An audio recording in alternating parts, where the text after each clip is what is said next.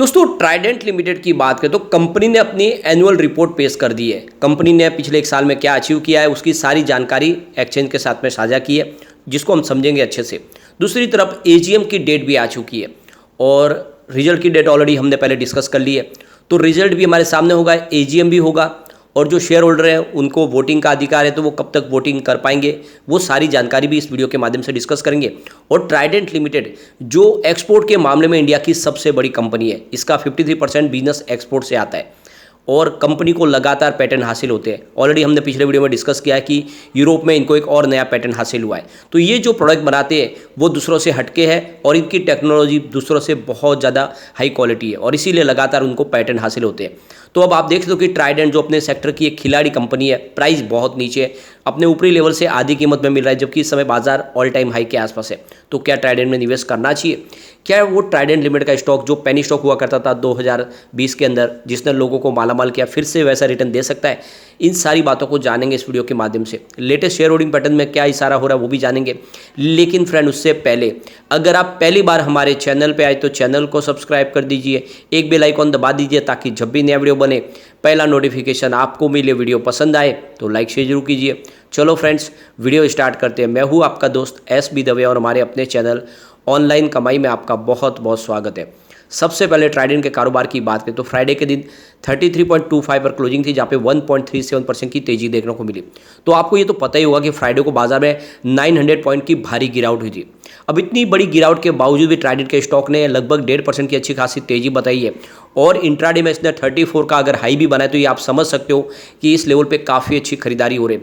लोगों को समझ में आ रहा है कि स्टॉक वाकई में काफ़ी अच्छा है और आने वाले समय का अच्छा हमें रिटर्न भी देने की इसमें काबिलियत है। अब यहाँ पे कंपनी ने पिछले एक साल में कंपनी ने क्या क्या अचीव किया है, तो कंपनी ने जो एक्सचेंज को जानकारी दी उनका कहना है कि वर्ल्ड की नंबर 1 कंपनी है व्हीट स्ट्रॉ बेस्ड पेपर बनाने में। तो ये जो टेक्नोलॉजी है, इस टेक्नोलॉजी में इसकी मास्टरी है और इसीलिए पूरे दुनिया के अंदर नंबर 1 कंपनी है ये। करीब 100 कंट्रीज़ में कंपनी का बिजनेस है। इसके अलावा 46 प्लस ई-कॉमर्स वेबसाइट पे कंपनी इस समय हाजिर है। इसके अलावा 53% का बिजनेस एक्सपोर्ट से आता है। 13,750 एम्प्लॉयज इस समय कंपनी में काम कर रहे हैं और टोटल इनकम की बात करें तो इनकी 62,913 मिलियन के आसपास रही है रुपीज़ में। कंपनी के एबिटाडा की बात करें तो 9,418 मिलियन रुपीज़ है और यहाँ पे कंपनी का फ्री कैश फ्लो की बात करें तो 6,553 मिलियन रुपीज़ का है और यहाँ पे देख सकते हो कि 19 लाख प्लस शेयर होल्डर है इसके।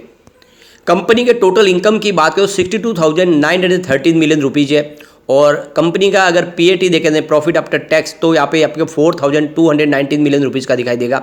यान सेगमेंट की बात करें यहाँ पे करीब 5.89 लाख स्प्लेंडर्स है। इसके अलावा 7,464 इनके पास रोटर्स है और एयर जेट की बात 320 कंपनी के एयर जेट है और बेड लाइनन की बात करें 1.2 लाख मीटर पर डे का यहाँ पे इसका प्रोडक्शन होता है और यहाँ पे देख दो कि कंपनी के पास 622 लूम्स है।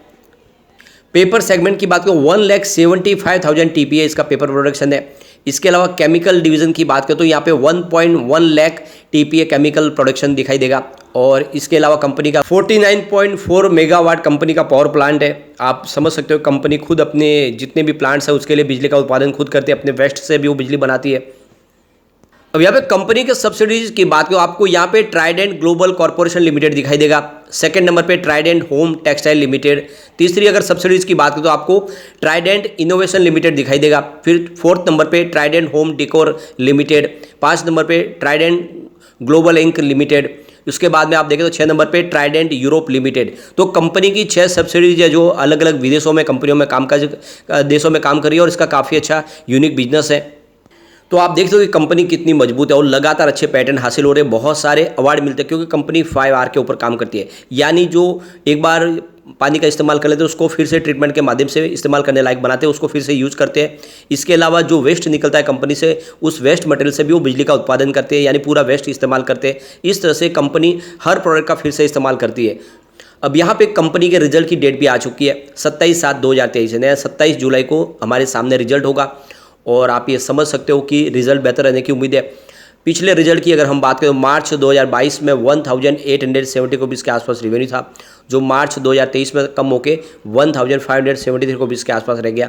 दिसंबर में ये 1641 रुपीज़ के आसपास था। तो फिलहाल पिछले मार्च में आपको रेवेन्यू कम होता हुआ दिखाई देगा, चाहे क्वार्टर ऑन क्वार्टर बेसिस पे देखें या ईयर ऑन बेसिस पे देखें। और इसके पीछे वजह है यूरोपियन बाजार, जहाँ पे जियोपॉलिटिकल टेंशन की वजह, इसके अलावा देखें तो इन्फ्लेशन की प्रॉब्लम, उसका भी असर देखने को मिल रहा है, क्योंकि यूएस और यूरोप के दो बाजार है जहाँ पे इनका कारोबार 50% से ज़्यादा है, और ऐसे में वहाँ का जो बिजनेस इनका इस समय प्रॉब्लम दे रहा है, इसकी वजह से यहाँ पे आपको रेवेन्यू कम होता हुआ दिखाई देगा।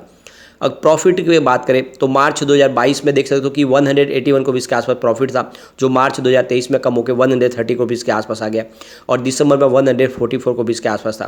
तो यहाँ पर भी सेम सिनेरियो है कि ईयर ऑन बेसिस पे देखेगा, क्वार्टर ऑन क्वार्टर बेसिस पे देखे तो प्रॉफिट कम हुआ है, लेकिन सितंबर के मुकाबले बहुत शानदार है। सितंबर में तो 2 डिजिट में आ गया था प्रॉफिट, तो कुछ प्रदर्शन अच्छा होने लगा है और आने वाले समय सेल सुधर सकती है, क्योंकि कंपनी केमिकल सेगमेंट में भी अपनी प्रोडक्शन लिमिट बढ़ा रही है, इसके अलावा पेपर डिवीजन में अच्छा कर रही है, तो आने वाले समय इसका बेहतर परिणाम देखने को मिलेगा। कंपनी की नेटवर्थ लगातार बढ़ रही है।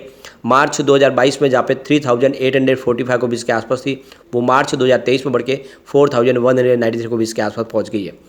अब यहाँ पे कंपनी ने अपनी AGM का भी ऐलान कर दिया है, तो देख सकते हो कि कंपनी की 33वीं एनुअल जनरल मीटिंग है, यह देख सकते हो कि सैटरडे 12 अगस्त को होगी, तो डेट हमारे सामने आ चुकी है। तो इस एनुअल जनरल मीटिंग के दौरान देखें तो जो रिजल्ट होगा क्वार्टर 1 का, वो शेयर होल्डर के सामने रखा जाएगा और उनकी वोटिंग अधिकार के माध्यम से उस रिजल्ट को पास करवाया जाएगा, और भी दूसरे कुछ रिजोल्यूशन होंगे जिसको पास किया जाएगा। तो यहाँ पे देखते हो कि जो शेयर होल्डर जिनके पास शेयर है ट्राइडेंट लिमिटेड के, उनके लिए जो वोटिंग लाइन खुलेगी ई वोटिंग के लिए, वो देख सकते हो कि सुबह 9 बजे मंडे 9 अगस्त से खुलेगी, और ये जो बंद होगी ये 5 बजे शाम को बुधवार को 11 अगस्त को होगी। तो आप ये 2 दिन के लिए आपके पास समय 9 से लेकर 11 तारीख के बीच में आप अपने वोटिंग अधिकार का इस्तेमाल कर सकते हैं, अगर आप शेयर होल्डर है ट्राइडेंट के। तो अब यहाँ पे ट्राइडेंट लिमिटेड ने म्यूचुअल फंड ने बहुत ज़बरदस्त खरीदारी की है। आप देख सकते हो 30 जून के जो लेटेस्ट डिटेल है वो काफ़ी शानदार है। Nippon India ETF Nifty mid cap 150 ने यहाँ पे 1.69 रुपीज़ का इन्वेस्टमेंट किया है।